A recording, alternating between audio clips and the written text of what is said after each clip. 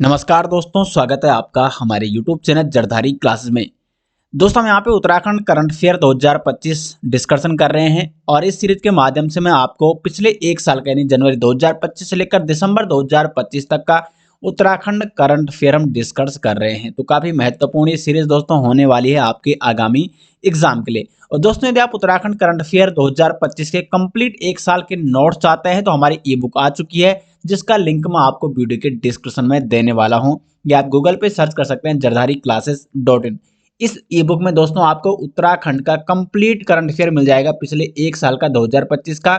इसमें आपको बजट, आर्थिक सर्वेक्षण, वन रिपोर्ट, प्रमुख योजनाएं, प्रमुख पुरस्कार, स्पोर्ट्स संबंधी करंट अफेयर, प्रमुख ऑपरेशन, सम्मेलन, अभियान, सूचकांक, ऐप, नियुक्तियां और साथ में वर्तमान में कौन क्या है लेटेस्ट आंकड़े। और इसमें आपको 200 प्लस एमसीक्यूज बहुकल्पीय प्रश्न भी देखने को मिलेंगे, जिससे आप प्रैक्टिस भी कर सकते हैं। तो आपके सभी आगामी एग्जाम के लिए दोस्तों महत्वपूर्ण होने वाली है ई बुक। तो इसका लिंक आपको वीडियो के डिस्क्रिप्शन में मिल जाएगा।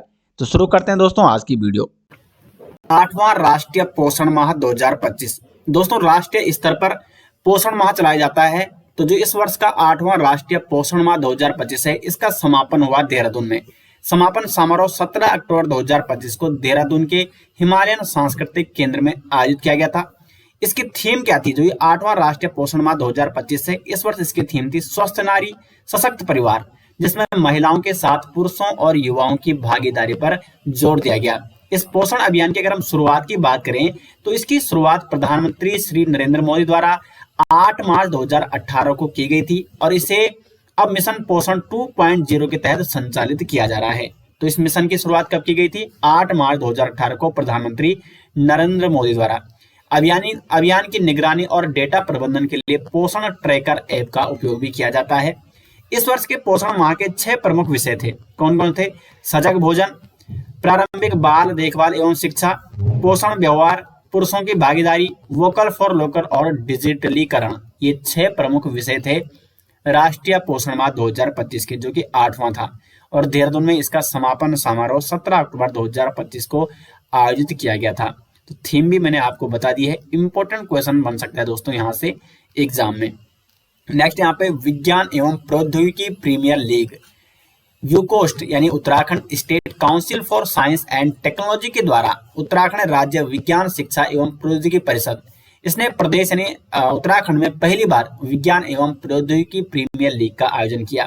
तो विज्ञान एवं प्रौद्योगिकी प्रीमियर लीग का आयोजन किसने किया है? यूकोस्ट ने। आयोजन 28 से 30 नवंबर 2025 को आयोजित किया गया था। मुख्य उद्देश्य क्या है इसका? छात्रों में वैज्ञानिक प्रतिभा, नवाचार, समस्या समाधान, टीम वर्क और नेतृत्व क्षमता को विकसित करना। और विजेता दल के 52 छात्रों को वर्ल्ड साइंस कांग्रेस में भाग लेने का अवसर मिलेगा, जहां वे दुनिया भर के वैज्ञानिकों और तकनीकी विशेषज्ञों से मिलेंगे। तो विज्ञान एवं प्रौद्योगिकी प्रीमियर लीग का आयोजन किसके द्वारा किया गया था? यूकोस्ट के द्वारा। नेक्स्ट यहाँ पे बद्री गाय के घी और बेडू को जीआई टैग। दोस्तों, जीआई यानी जियोग्राफिकल इंडिकेशन हर वर्ष कई उत्पादों को दिए जाते हैं और उत्तराखंड में इस बार बद्री गाय के घी और बेडू को जीआई टैग प्रदान किया गया। उत्तराखंड के बद्री गाय के घी और बेडू, जिसको हिमालयनी फिग भी कहते हैं, इसको हाल ही में उनकी विशिष्टता के लिए भौगोलिक संकेतक यानी जीआई टैग प्रदान किया गया। उत्तराखंड सरकार बद्री गाय की उत्पादकता बढ़ाने के उद्देश्य से लिंग आधारित वीर्य और भ्रूण स्थानांतरण तकनीक के माध्यम से इसके आनुवंशिक संवर्धन की योजना भी बना रही है, क्योंकि बद्री गाय एक महत्वपूर्ण गाय है और उत्तराखंड सरकार द्वारा बद्री गाय को बढ़ावा देने के लिए इसके लिंग आधारित वीर्य और भ्रूण स्थानांतरण तकनीक के माध्यम से इसके आनुवंशिक संवर्धन की योजना भी बना रही है। और साथ में चंपावत जिले के नारियल गांव में राजकीय पशु प्रजनन प्रक्षेत्र के राज्य की स्थानीय नस्ल की बद्री गाय के संरक्षण का कार्य भी किया जा रहा है। तो बद्री गाय के संरक्षण का कार्य कहाँ किया जा रहा है? चंपावत जिले के नरियाल गांव में। और साथ में इसके घी को, बद्री गाय के घी को जीआई टैग भी प्रदान किया गया है। तो बद्री गाय को विश्व स्तर पर पहचान दिलाने के लिए और इसके जो उत्पादक हैं उनको विश्व स्तर पर पहुंचाने के लिए जीआई टैग प्रदान किया गया है बद्री गाय के घी को और साथ में बेडू को भी। तो महत्वपूर्ण प्रश्न दोस्तों एग्जाम में पूछा जा सकता है। दोस्तों यदि आप उत्तराखंड करंट अफेयर के पिछले एक साल के नोट्स लेना चाहते हैं तो यहाँ पे आपको जाना है दोस्तों गूगल पे और यहाँ पे सर्च करना है जरधारी क्लासेस डॉट इन। जैसे आप जरधारी क्लासेस डॉट इन सर्च करते हैं तो यहाँ पे आपको जरधारी क्लासेस की ऑफिशियल साइट देखने को मिलती है और यहाँ पे आपको मिल जाती है उत्तराखंड करंट अफेयर वार्षिक संकलन 2025। तो 2025 के कंप्लीट करंट अफेयर के नोट्स दोस्तों इसमें इंक्लूड किए गए हैं पिछले एक साल के, यानी जनवरी 2025 से लेकर दिसंबर 2025 तक के कंप्लीट उत्तराखंड करंट अफेयर। और ये ई बुक दोस्तों आपको हिंदी में और इंग्लिश में दोनों में मिलेगी। ये यहाँ पे इसका इंग्लिश एडिशन भी आप यहाँ पे देख सकते हैं। तो हिंदी या इंग्लिश जिसमें भी आप लेना चाहते हैं इस ई बुक को ले सकते हैं। और इस ई बुक में दोस्तों आपको उत्तराखंड का कंप्लीट करंट अफेयर मिलेगा पिछले एक साल का, उत्तराखंड बजट 2025-26, आर्थिक सर्वेक्षण, वन रिपोर्ट, प्रमुख योजनाएं, प्रमुख पुरस्कार, स्पोर्ट्स संबंधी करंट अफेयर, प्रमुख ऑपरेशन, सम्मेलन, अभियान, सूचकांक और साथ में आर्थिक परिदृश्य और प्रमुख नियुक्तियां भी इसमें आपको देखने को मिलेगी। और लेटेस्ट आंकड़े वर्तमान में कौन क्या है और 200 प्लस एमसीक्यूज भी इस ई बुक में दोस्तों इंक्लूड किए गए हैं। तो यदि आप इस ई बुक को लेना चाहते हैं तो यहाँ पे आपको क्लिक करके इस ई बुक को आप डाउनलोड कर सकते हैं। नेक्स्ट यहाँ पे उत्तराखंड सरकार के वाइन टूरिज्म पहल, उत्तराखंड सरकार की वाइन टूरिज्म पहल देख लेते हैं। तो उत्तराखंड सरकार ने वाइन टूरिज्म यानी वाइन पर्यटन को बढ़ावा देने के लिए अपनी नई आबकारी नीति के तहत कोटद्वार में अपनी पहली वाइन उत्पादन इकाई का उद्घाटन किया ताकि वाइन पर्यटन को बढ़ावा दिया जा सके। तो पहली वाइन उत्पादन इकाई का उद्घाटन कहाँ किया? राज्य सरकार ने कोटद्वार में। वाइन पर्यटन में वाइन इकाइयों के दौरे, वाइन के इतिहास और उत्पादन की जानकारी और चखने के अनुभव भी शामिल हैं। वाइन इकाइयों के पास गेस्ट हाउस विकसित किए जा रहे हैं ताकि पर्यटन को बढ़ावा दिया जा सके और क्षेत्र की प्राकृतिक सुंदरता को प्रदर्शित भी किया जा सके। उत्तराखंड में प्रचुर मात्रा में फल जैसे माल्टा हो गया, सेब, बुरांस के फूल, नाशपाती और गलगल का उपयोग वाइन उत्पादन के लिए किया जाएगा। कोटद्वार में एक निजी वाइन इकाई संचालित है और बागेश्वर और चंपावत में नई इकाइयां स्थापित करने की योजना है। तो कोटद्वार में तो एक इकाई स्थापित की जा चुकी है और जो नई इकाइयां स्थापित करने की योजना बनाई जा रही है वो है बागेश्वर में और चंपावत में। नेक्स्ट दोस्तों, अल्पसंख्यक शिक्षा विधेयक 2025, ये किस राज्य में ये विधेयक जारी हुआ है? तो ये हुआ है उत्तराखंड राज्य में। अल्पसंख्यक शिक्षा विधेयक 2025 उत्तराखंड के राज्यपाल लेफ्टिनेंट जनरल गुरमीत सिंह ने उत्तराखंड अल्पसंख्यक शिक्षा विधेयक 2025 को मंजूरी दी है। जानते हैं इस विधेयक के बारे में डिटेल्स में क्या क्या इसमें। तो इस विधेयक के लागू होने के बाद राज्य में चल रहे सभी मदरसों को उत्तराखंड अल्पसंख्यक शिक्षा प्राधिकरण से मान्यता लेनी होगी और उत्तराखंड विद्यालय शिक्षा परिषद यानी उत्तराखंड बोर्ड से संबंध होना अनिवार्य है। जो ये मदरसे हैं संचालित होंगे उनको एक तो उत्तराखंड अल्पसंख्यक शिक्षा प्राधिकरण से मान्यता लेनी होगी और साथ में उत्तराखंड बोर्ड से संबंध होना उनका अनिवार्य होगा। उद्देश्य क्या है? प्रदेश का हर बच्चा चाहे वह किसी भी वर्ग या समुदाय का हो, समान शिक्षा और समान अवसरों के साथ आगे बढ़े। इस कदम के साथ उत्तराखंड देश का पहला राज्य बन जाएगा जहां मदरसा बोर्ड को समाप्त कर अल्पसंख्यक शिक्षा संस्थानों को मुख्य धारा की शिक्षा प्रणाली से जोड़ा जाएगा। तो ऐसा करने वाला उत्तराखंड देश का पहला राज्य भी बन जाएगा। इस नए कानून के लागू होने के साथ उत्तराखंड मदरसा शिक्षा बोर्ड अधिनियम 2016 और उत्तराखंड गैर सरकारी अरबी और फारसी मदरसा मान्यता नियम 2019 को 1 जुलाई 2026 से निरस्त भी कर दिया जाएगा। यह विधेयक राज्य के सभी अल्पसंख्यक समुदायों जिसमें मुस्लिम, ईसाई, सिख, बौद्ध, जैन और पारसी के शिक्षण संस्थानों के लिए एक समान कानून स्थापित करेगा और कानून के तहत एक उत्तराखंड राज्य अल्पसंख्यक शिक्षा प्राधिकरण का गठन भी किया जाएगा। तो ये था दोस्तों अल्पसंख्यक शिक्षा विधेयक 2025। दोस्तों यदि आप उत्तराखंड करंट अफेयर की ई बुक चाहते हैं, पीडीएफ नोट्स चाहते हैं तो लिंक आपको मिल जाएगा वीडियो के डिस्क्रिप्शन में और इस टॉपिक के भी कंप्लीट नोट्स आपको वीडियो के डिस्क्रिप्शन में दिए गए हैं।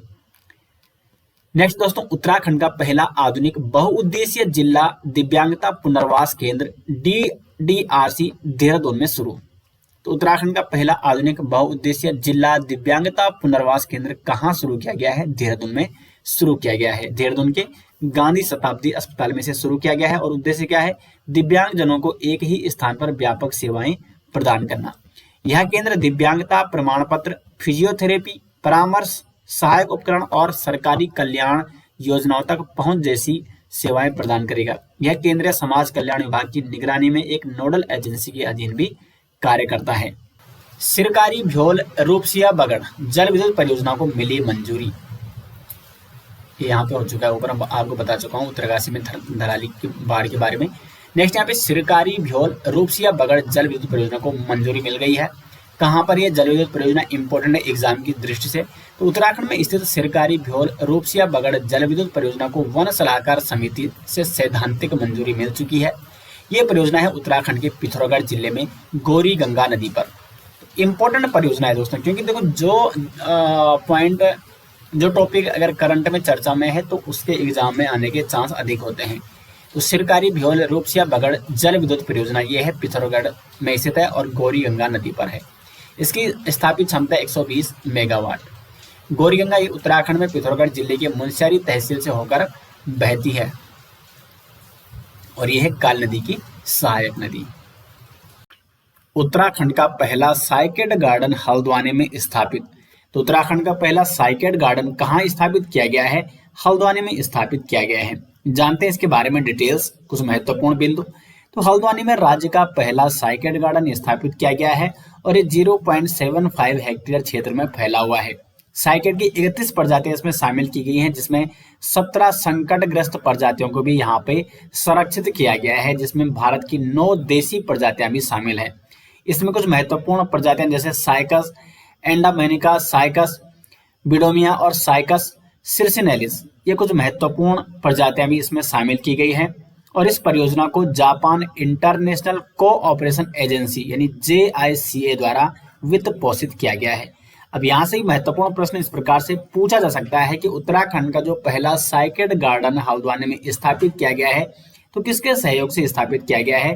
JICA यानी जापान इंटरनेशनल कोऑपरेशन एजेंसी के द्वारा। साइकेड क्या है? तो साइकेड पौधों को दोस्तों जीवित जीवाश्म लिविंग फॉसिल भी कहा जाता है और ये मीसोजोइक युग के प्राचीन पौधे हैं। इनकी जड़ों में साइनोबैक्टीरिया के साथ सहजीविता होती है, जिसमें नाइट्रोजन स्थिरीकरण का ये महत्वपूर्ण कार्य करते हैं। तो नाइट्रोजन फिक्सेशन के लिए इनको जाना जाता है और इस साइकेड गार्डन का मुख्य उद्देश्य है अनुसंधान, संरक्षण और जन जागरूकता को बढ़ावा देना। तो राज्य का पहला साइकेड गार्डन स्थापित किया गया है हल्द्वानी में। नेक्स्ट यहाँ पे सारकोट की तर्ज पर प्रत्येक जिले में बनाए जाएंगे 2-2 आदर्श गांव। अभी जो सारकोट गांव है दोस्तों, ये कहाँ स्थित है? ये है चमोली जनपद के गैरसैंण में स्थित है सारकोट गांव और ये सारकोट गांव को मुख्यमंत्री आदर्श ग्राम की संज्ञा दी गई है।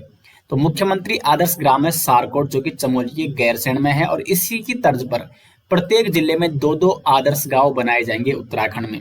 इन गांवों में समग्र विकास व आजीविका संवर्धन की योजनाओं को प्रभावी तरीके से लागू करने में विशेष ध्यान दिया जाएगा, क्योंकि ये बनेंगे मुख्यमंत्री आदर्श गांव। किसके तर्ज पर? सारकोट की तर्ज पर। और प्रत्येक जिले में बनाए जाने वाले आदर्श गांव में कृषि, बागवानी, पशुपालन, मौन पालन, दुग्ध विकास, मशरूम उत्पादन के साथ ही समग्र सामाजिक और आर्थिक विकास के लिए एकीकृत प्रयास भी किए जाएंगे। और स्थानीय स्तर पर जैसे कि उत्पादित सौर ऊर्जा के माध्यम से इन गांवों को रोशन करने की व्यवस्था करने के निर्देश भी दिए गए हैं। तो किस गांव की तर्ज पर प्रत्येक जनपद में 2-2 आदर्श गांव बनाए जाएंगे? सारकोट गांव की तर्ज पर। सारकोट ये एक मुख्यमंत्री आदर्श ग्राम है जो कि चमोली के गैरसैंण में स्थित है। नेक्स्ट यहाँ पे उत्तराखंड की पहली योग नीति का शुभारंभ। तो उत्तराखंड की पहली योग नीति का शुभारंभ दोस्तों हो चुका है। भराड़ीसैंण में 11वें अंतर्राष्ट्रीय योग दिवस के अवसर पर उत्तराखंड की पहली योग नीति का शुभारंभ किया गया। महत्वपूर्ण बिंदु जान लेते हैं। तो उत्तराखंड के मुख्यमंत्री ने राज्य की पहली योग नीति का शुभारंभ किया है। गढ़वाल और कुमाऊं में आध्यात्मिक आर्थिक क्षेत्र के निर्माण की घोषणा की गई है। इसके साथ ही और उद्देश्य क्या है योग नीति का? उत्तराखंड को योग और कल्याण की वैश्विक राजधानी के रूप में विकसित करना। तो साथ में स्पिरिचुअल इकोनॉमिक जोन का निर्माण भी किया जाएगा गढ़वाल और कुमाऊं में, यानी आध्यात्मिक आर्थिक क्षेत्र का निर्माण भी किया जाएगा इसके साथ ही। नेक्स्ट यहाँ पे प्रोजेक्ट एलिफेंट की 21वीं संचालन समिति की बैठक। तो प्रोजेक्ट एलिफेंट की 21वीं संचालन समिति की बैठक आयोजित की गई है उत्तराखंड के देहरादून में। प्रोजेक्ट एलिफेंट की 21वीं संचालन समिति की बैठक देहरादून स्थित इंदिरा गांधी राष्ट्रीय वन अकादमी IGNFA में आयोजित की गई। बैठक की अध्यक्षता केंद्रीय पर्यावरण मंत्री भूपेंद्र यादव ने की और बैठक में मानव हाथी संघर्ष जैसे मुद्दों पर चर्चा की गई। स्थानीय समुदायों की भागीदारी से संरक्षण प्रयासों को मजबूती देने पर बल दिया गया। भारतीय हाथी को IUCN के रेड लिस्ट में लुप्त प्राय प्रजातियों में भी शामिल किया गया है। जो भारतीय हाथी है इसको IUCN की रेड लिस्ट में भी लुप्त प्राय प्रजातियों में शामिल किया जा चुका है। और शिवालिक हाथी रिजर्व ये उत्तराखंड में 2002 में स्थापित हुआ और यह भारत के हाथी बहुल क्षेत्रों में से एक है। तो शिवालिक हाथी रिजर्व कहाँ है? उत्तराखंड में है। 2002 में इसको स्थापित किया गया था। और इस रिजर्व में राज्य राष्ट्रीय उद्यान, कार्बेट टाइगर रिजर्व और सोना नदी वन्यजीव अभ्यारण्य सहित अनेक संरक्षित क्षेत्र सम्मिलित किए जाते हैं। विश्व हाथी दिवस की बात करें तो प्रतिवर्ष 12 अगस्त को विश्व हाथी दिवस के रूप में भी मनाया जाता है। तो ये कुछ महत्वपूर्ण फैक्ट थे जो एग्जाम की दृष्टि से इंपॉर्टेंट है। तो प्रोजेक्ट एलिफेंट की 21वीं संचालन समिति की बैठक कहाँ की गई? देहरादून में।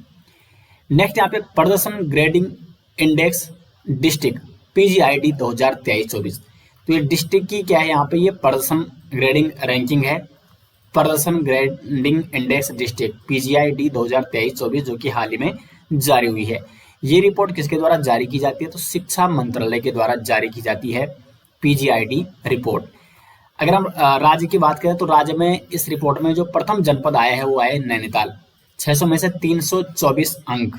और कौन सा ग्रेड मिला है नैनीताल को? प्रचेष्टा 1 ग्रेड। ये भी आपको नोट करना है कि PGID रैंकिंग में नैनीताल को कौन सा ग्रेड मिला है? प्रचेष्टा 1 ग्रेड। और राज्य में ये प्रथम आया है अगर हम जनपद वार देखें। और द्वितीय स्थान पर आया देहरादून 600 में से 317 अंक के साथ, और इसको भी प्रचेष्टा 1 की ग्रेड मिली है। देहरादून ने डिजिटल लर्निंग, कक्षा शिक्षण प्रक्रिया और शैक्षणिक परिणामों में विशेष प्रगति की इस रैंकिंग में हासिल। राष्ट्रीय रैंकिंग की बात करें तो उत्तराखंड 25वें स्थान पर आया है राज्य और केंद्र शासित प्रदेशों में। अगर टोटल रैंकिंग की बात करें राज्य और केंद्र शासित प्रदेशों को मिलाकर तो देश में 25वां स्थान प्राप्त किया है PGID रैंकिंग में उत्तराखंड ने 2023-24 रैंकिंग में। और उत्तराखंड को कौन से ग्रेड में शामिल किया गया है? तो आकांक्षी 1 ग्रेड में शामिल किया गया है उत्तराखंड को। PGID 2023-24 में उत्तराखंड का स्कोर रहा 526.3, जबकि पिछले वर्ष 2022-23 की तुलना में स्कोर में -11.9 की कमी दर्ज की गई है। यानी पिछले वर्ष की तुलना में कमी आई है PGID 2023-24 वर्तमान में कमी आई है किसके मुकाबले? 2022-23 के मुकाबले स्कोर में। तो महत्वपूर्ण प्रश्न बन सकता है यहाँ से एग्जाम में। नेक्स्ट यहाँ पे केदारनाथ वन्यजीव अभ्यारण्य में एक नई चमगादड़ प्रजाति की खोज की गई। तो केदारनाथ वन्यजीव अभ्यारण्य यहाँ पर खोजी गई है एक नई चमगादड़ प्रजाति। उत्तराखंड के केदारनाथ वन्यजीव अभ्यारण्य में एक नई चमगादड़ प्रजाति की खोज की गई है, Himalayan long tailed myotis. Himalayan long tailed myotis. यह प्रजाति पहले वर्ष 1998 में पाकिस्तान के खैबर पख्तूनख्वा क्षेत्र में दर्ज की गई थी, लेकिन अब भारत में औपचारिक रूप से जोटाक्सा जर्नल में प्रकाशित अध्ययन के माध्यम से इसकी पुष्टि भी की गई है। और हाल ही में ये कहाँ खोजी गई है? केदारनाथ वन्यजीव अभ्यारण्य में।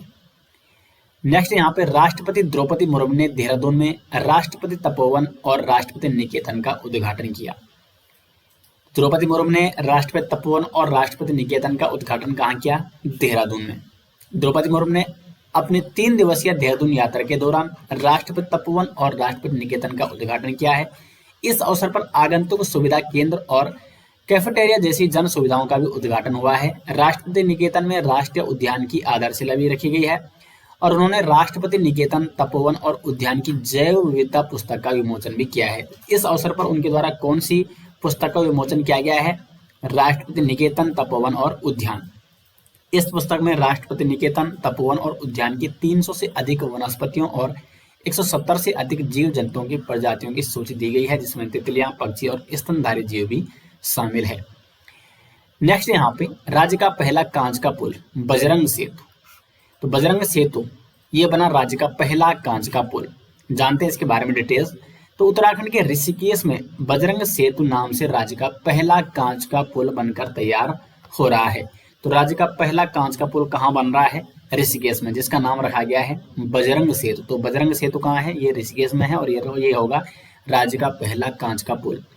लोक निर्माण विभाग द्वारा बनाया जा रहा है ये, और यह पुल 132 मीटर लंबा है, जबकि इसकी चौड़ाई की बात करें तो 5 मीटर चौड़ा है। तो कई बार इसकी लंबाई भी पूछी जा सकती है एग्जाम में। तो बजरंग सेतु पुल की लंबाई कितनी है? 132 मीटर। ये आधुनिक पर्यटन परियोजना टिहरी और पौड़ी जिलों को जोड़ेगी। तो कहाँ स्थित है ये? ऋषिकेश उत्तराखंड में। निर्माण कराया जा रहा है PWD के द्वारा। लंबाई इसकी 132 मीटर है और चौड़ाई 5 मीटर है। ये पुल टिहरी और पौड़ी को जोड़ेगा और पर्यटन की दृष्टि से महत्वपूर्ण ये कांच का पुल है, राज्य का पहला कांच का पुल। इंपॉर्टेंट प्रश्न है दोस्तों एग्जाम की दृष्टि से। नेक्स्ट यहाँ पे मनरेगा में 100 दिन का रोजगार देने में देहरादून प्रथम। मनरेगा में 100 दिन का रोजगार देने में कौन सा जनपद प्रथम आया है? तो देहरादून। मनरेगा के तहत 100 दिन का बेरोजगार देने में देहरादून लगातार तीसरी बार प्रदेश में प्रथम स्थान पर रहा है। वित्तीय वर्ष 2024-25 में देहरादून जिले में 4708 परिवारों को 100 दिनों का रोजगार मिला। पूरे प्रदेश में कुल 25,268 परिवारों को यह लाभ प्राप्त हुआ है पूरे प्रदेश में। तो देहरादून तीसरी बार लगातार प्रदेश में अव्वल रहा है, प्रथम स्थान पर आया है मनरेगा में 100 दिन का रोजगार देने के मामले में। राज्य में कुल लाभार्थी है 25,268। योजना कौन सी है? ये मनरेगा। तो राज्य में प्रथम जनपद जो कि मनरेगा में 100 दिन का रोजगार देने में अव्वल रहा है वो है देहरादून। नेक्स्ट यहाँ पे मथोली गांव वारी विलेज के रूप में प्रसिद्ध। तो वारी विलेज के रूप में कौन सा गांव प्रसिद्ध हुआ है? तो उत्तरकाशी का मथोली गांव। इंपॉर्टेंट क्वेश्चन बन सकता है दोस्तों एग्जाम में। और दोस्तों यदि आपको इसकी पीडीएफ चाहिए इस करंट अफेयर की, उत्तराखंड करंट अफेयर की, तो लिंक आपको मिल जाएगा वीडियो के डिस्क्रिप्शन में। जनवरी 2025 से लेकर जून 2025 तक का कंप्लीट उत्तराखंड अर्धवार्षिकांक करंट अफेयर, जिसमें आपको Uttarakhand complete current affair, sports संबंधी करंट अफेयर, पुरस्कार संबंधी प्रमुख योजनाएं, साथ ही चर्चित व्यक्ति और एमसीक्यू भी इसमें इंक्लूड किए गए हैं। बजट इंक्लूड किया गया है, आर्थिक सर्वेक्षण इंक्लूड किया गया है। तो काफी महत्वपूर्ण ई बुक है आपके आगामी एग्जाम के लिए। यदि आप उत्तराखंड करंट अफेयर ई बुक लेना चाहते हैं तो लिंक आपको मिल जाएगा वीडियो के डिस्क्रिप्शन में। बढ़ते हैं आगे वीडियो में। तो उत्तरकाशी जिले का मथोली गांव वारी विलेज के रूप में ग्रामीण पर्यटन का नया केंद्र बन गया है। चिनेलसोड़ ब्लॉक में स्थित है मथोली गांव। यहाँ पर कोविड-19 के दौरान दिल्ली से लौटे प्रदीप पंवार ने अपनी छानी को होम स्टे में बदलकर पर्यटन की शुरुआत की और महिलाओं को होम स्टे, पारंपरिक भोजन, ट्रैकिंग गाइड और गांव भ्रमण का प्रशिक्षण मिला। योजना को बढ़ावा देने के लिए राज्य सरकार की होम स्टे योजना के तहत सब्सिडी भी दी जाती है। तो कहाँ है ये मथोली गांव? चिन्यालीसोड़ उत्तरकाशी में, चिन्यालीसोड़ ब्लॉक में स्थित है उत्तरकाशी के मथोली गांव, और ये वारी विलेज के रूप में प्रसिद्ध हो चुका है। पहल किसने की इसकी? तो प्रदीप पंवार ने। होम स्टे, पारंपरिक खान पान और गाइडिंग में महिलाओं को प्रशिक्षण यहाँ पे दिया गया, जिसके तहत ये वारी विलेज के रूप में प्रसिद्ध हुआ। योजना पंडित दीनदयाल उपाध्याय होम स्टे योजना, जो कि सब्सिडी भी देती है, और सब्सिडी मैदानी क्षेत्रों में 25% और पहाड़ी क्षेत्रों में 33% अगर कोई इस प्रकार का कार्य करता है तो। नेक्स्ट यहाँ पे उत्तराखंड के सभी जिलों में continuous ambient air quality monitoring system CAAQMS स्थापित किए जाएंगे। CAAQMS सभी जिलों में स्थापित किए जाएंगे राज्य में। जल्द ही देश का पहला राज्य बन जाएगा उत्तराखंड, जहां सभी जिलों में CAAQMS स्थापित किए जाएंगे। इन स्टेशनों से कार्बन डाइऑक्साइड, कार्बन मोनोऑक्साइड और वोलाटाइल ऑर्गेनिक कंपाउंड्स VOC का रियल टाइम डाटा मिलेगा। उद्देश्य क्या है? वायु प्रदूषण पर निगरानी और समय रहते आवश्यक कदम उठाना और रणनीतियों में लचीलापन लाना। तो वायु प्रदूषण पर निगरानी हेतु राज्य में प्रत्येक जनपद में CAAQMS स्टेशन स्थापित किए जाएंगे और ऐसा करने वाला उत्तराखंड देश का पहला राज्य बन जाएगा। नेक्स्ट यहाँ पे देहरादून में चिंतन शिविर 2025 का आयोजन। तो केंद्रीय सामाजिक न्याय एवं अधिकारिता मंत्रालय ने उत्तराखंड के देहरादून में 2 दिवसीय चिंतन शिविर 2025 का शुभारंभ किया। तो चिंतन शिविर 2025 का आयोजन कहाँ किया गया? उत्तराखंड के देहरादून में। केंद्र एवं राज्य सरकारों की भागीदारी को और अधिक मजबूत बनाना इसका उद्देश्य है। कल्याणकारी योजनाओं की समीक्षा करना और समाज में हाशिए पर बसे समुदायों के लिए सामाजिक न्याय सुनिश्चित करना, ये इस चिंतन शिविर 2025 का मुख्य उद्देश्य था। तो ये कहाँ आयोजित किया गया? देहरादून में। और किस मंत्रालय के द्वारा इसको आयोजित किया गया? तो केंद्रीय सामाजिक न्याय एवं अधिकारिता मंत्रालय के द्वारा।